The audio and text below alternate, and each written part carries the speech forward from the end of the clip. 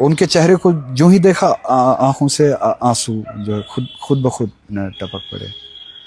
बहुत ही वो spiritual experience थी. रहबर मौज़म इमाम ख़ामनेई साहब से आपकी मुलाकात हुई है, थोड़ा सा उस मुलाकात के बारे में हमें कुछ बताएंगे? मेरी 2 मुलाकातें हुई हैं उनसे और मेरे लिए बहुत बड़ा शर्फ था. आगे से इमाम खुमैनी को मैंने ख्वाब में देखा, वो आ रहे और उन्होंने मुझे बुलाया और उनने मुझे गले लगाया और बोसा दिया. तो मैं जाग गया. तो दूसरे दिन ये पता चला कि फला डेट जो है उस डेट पे हमें रहबर के साथ मुलाकात करनी है. आगा से मुस्तफ़ा मरहूम के साथ उन्होंने मुलाकात की, उनको तसलियत वगैरह दी और उसके बाद मुझे बुला के एग्जैक्टली उसी तरीके से गले लगाया और यहाँ पे बोसा दिया और फिर तसल्ली तस्कीन वगैरह दी. तब मुझे थोड़ी बहुत फ़ारसी जो है मैंने सीखी थी.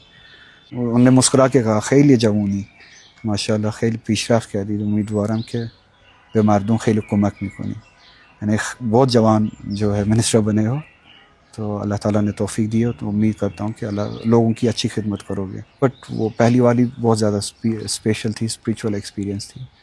میرے والد صاحب کی جب شہادت ہوئی تھی اور میرے دادا آغا سے مصطفیٰ مرحوم جو وہ ان کے وکیل مطلق تھے آیت اللہ خامنئی کے, وہ تو خود یہاں نہیں آ پاتے تو انہوں نے آغا صاحب کو تہران بلایا تعزیت کے لیے میرے والد صاحب یعنی ان کے فرزند کی شہادت پہ. اور اس دعوت نامے میں مجھ حقیر کے لیے بھی دعوت تھا کہ شہید کے فرزند کو بھی.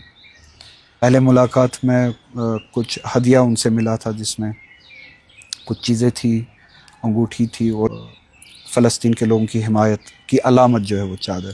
تو لوگ اکثر ان سے مانگتے تھے اسی لیے وہ رکھتے بھی تھے.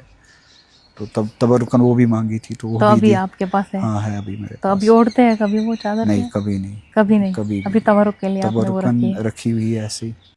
دوسری ملاقات جب میں منسٹر بنا, منسٹر کے بعد مجھے منسٹر بننے کے بعد مجھے زیارت پہ جانا تھا اور اسی زیارت میں شاید میں ایران بھی چلا گیا مشہد کی زیارت کے لیے. تو ایمبیسی سے جب ویزا وغیرہ لیا تو ان کو پتہ چلا کہ میں ایران جا رہا ہوں تو انہوں نے کہا کہ وہاں پہ فورن منسٹری کے کچھ لوگ آپ سے وہاں پہ ملنا چاہتے ہیں. اب میں نے کہا اگر آپ کے فورن منسٹری کے لوگ مجھ سے وہاں پہ ملنا چاہتے ہیں میری ایک کنڈیشن ہے. انہوں نے کہا کہ کیا کنڈیشن ہے؟ میں نے کہا کہ مجھے آغا سے ملاقات کرنی ہے تو میری وہی کنڈیشن رہے گی. تو پھر انہوں نے کہا یہ تو کوئی ایسی یعنی غیر واجب کنڈیشن ہے نہیں, ضرور ہوگی ملاقات.